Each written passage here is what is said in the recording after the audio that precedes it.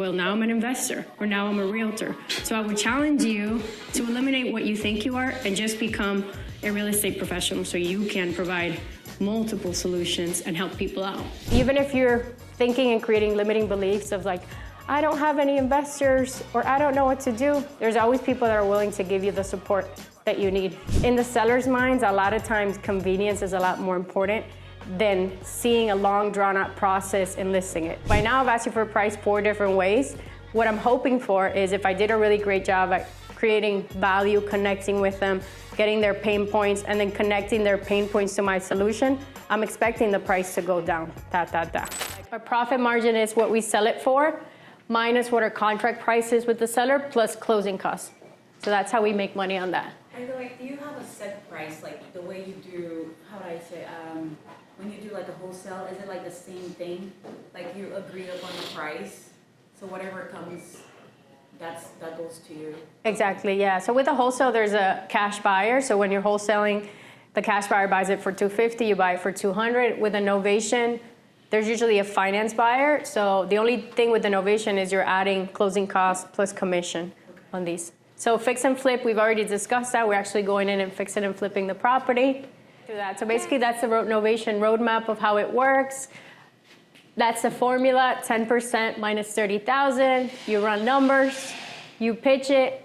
This is what the process looks like. And I can send you guys this offer, receive, and the documents. So here are the 3 documents that you need: purchase agreement, novation, and indemnification, and then an attorney in fact. Next, so these are some case studies of novations deals, and that's the novation kind of script flow. Just to give you guys like a quick overview of what the script sounds like is we pitch it as a concierge service. So hey, Mr. Seller, it's a concierge service program where we take care of closing costs, commissions, and any repairs. We can get you your net number. So you have the guarantee, Mr. Seller, that we'll take care of everything. That's how we present it. Yay. This is one deal we did in Tampa. We had it under contract for $250. Sales price was $290. I believe we made $30,000 on this one. This is one where we actually went in and put in the money to fix and flip. So on this one, we actually spent a good amount of money. So as you can see, it was a full renovation. And earnings is 49. 49,000, yeah. We made 49 on this one. Oh, Mr. Eddie's here. What's up? Come here real quick. Every time I do a presentation, I always like to feature somebody. So Eddie's here. This is his deal, so he'll tell you guys about this deal. So I actually came on this as a listing appointment. Someone brought me to this person. It was her ex-husband's property, but she was still on title. She wasn't even living there anymore. He passed away. So as I started talking to her, I even gave her like what market value would be. It was like $450, and that's exactly what I listed it at. And I'm like, just clean it up, take out the furniture. It was very messy and dirty. So as I started walking the property more with her, she was saying that like she didn't have the money to do it, or she didn't want to. It was too much for her. She didn't want to deal with it. So I just said, look, we could list it at that, or I could offer you $355, and my investors would take care of all the hassle. We would clean it up, paint it, list it, take care of all the closing costs and commissions, and any repairs that needed to be done. So exactly what happened after it got cleaned. The kitchen was clean, everything was clean. We were on the market also with listing it at $450. It was pretty aggressive too, because I didn't want to be on the market long. We got above asking to $467.5, and we were on the market 21 days and closed like in another 20 days or so. Yeah. And what does the seller tell you when you close? She gave me a video. She's ecstatic. She was so happy with everything. We still keep in touch. So I had that belief as well, like there's people out there that don't care about the money really, and there's just one convenience. And this was my first one.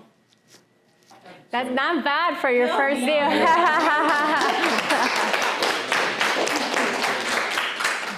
So it's like on that one, you also make the listing commission and 98,000 profit? No, so we went flat fee. Since I'm a realtor, I just listed it flat fee, so I just keep the profit. And I offered out 2.5 or something. Yeah, I offered out 2.5 to the buyer's agent. And To prevent conflict, right? It's Yeah. a lot of times if you're an agent also, if you go through this, find someone else to list it for you, go flat fee, do something like that. Yeah. You know, just to keep you out of that part of it. Wait, Exactly. so the flat fee came out of the 98? that was 98 minus the 5,100. Because I spent 5,100 on it, so 93 net. Because I painted it, cleaned it out, had people going in there and doing work. But the 2.5% commission came out of your 98 profit? No, that was That's already the numbers. numbers. Oh, Yeah. This is All the numbers were already like subtracted from the 467.5. Versus Yeah. making 12,000. Wow. There you go. Correct. So that's an example of where You me shopping. Mess wants you to use that money to buy her a $5,000 purse. We already know what she likes. Yeah. Thank you, Annie. Give me a hug. Give me a hug. All right, so that's it. If you guys want to scan that QR code, some of you are already part of my community, but if you scan it, submit your information, I'll get you access to the scripts that we use, the checklists that we use, all of the resources that we have for free. So I'll leave that up there for a sec. Thank you, guys. Thank you, Aidelys. Question for both of you, how do you find your prospects? What tools do you use to find? Yeah, so I went over it. There's different websites, and again, let me just scroll back there for you, because maybe Yeah. someone wants to write it down. Different lead providers. There you go. Different lead sources that we all use. I know she uses something different as well. Data Syndicate is just another one because we've closed deals from Foreclosures Daily. That one that I showed you guys, there's another website called Data Syndicate. Some of them say it's fresh, but most of those websites, it's not the freshest stuff. Yeah. I mean, what I get is about 3 weeks old. Yeah. So, and again, that's good for me because I know I can call them, and the way I do it is my lead flow is I'll place a call. If I don't get an answer right away, I'll send a text message. I have a text template. I use Follow Up Boss. It'll send a text template immediately. If someone leaves, like if it's a personalized voicemail, hey, this is John, I'm not here right now, leave a message. Then I know, hey, I got the right number. I'll leave a voicemail. If it's just you've reached 561 or 954, I won't leave a voicemail because I don't even know whose phone I'm calling. I don't want to talk about someone's deceased family or home if I have the wrong number. Then I'll also send emails out through the lead flow. I'll send an email out introducing myself with some of the services we have to offer, a link to my website. Also a link on my website I have to download the free probate worksheet. And when they click on that, they have to plug in their information. So I grab their information that way. Then I'll also send an email. I'll go a step further. Usually about once a week, I take an hour and I send emails to attorneys that I just got in. So if I haven't sent them an email before, I'll send them a quick introduction email, letting them know, hey, I've seen their name come across my desk a few times, interested if they have a trusted real estate professional that they work with often. And I also ask them if they do closings in their office as well. Why am I doing this? Because I want to bring something to them, right? I don't want to just ask for something like, hey, give me leads. I ask, hey, do you also help by closing these? Do you have a title office that you work with? Are you a real estate attorney? You know, because again, what does that say? I do a lot of business. I can bring my business to you as well. So you want to create that back and forth. So I do reach out to attorneys, and I have established good relationships with a couple attorneys in Broward and Palm Beach. That's a long-term game, right? Before you get leads from attorneys, that's a lot of follow-up with them. That's popping by the office. I stopped by the office a couple weeks ago to one of my good attorneys, dropped off pastries and coffee for everyone. So that's a long-term thing, which you can eventually build on, but that you'll have to do that over time.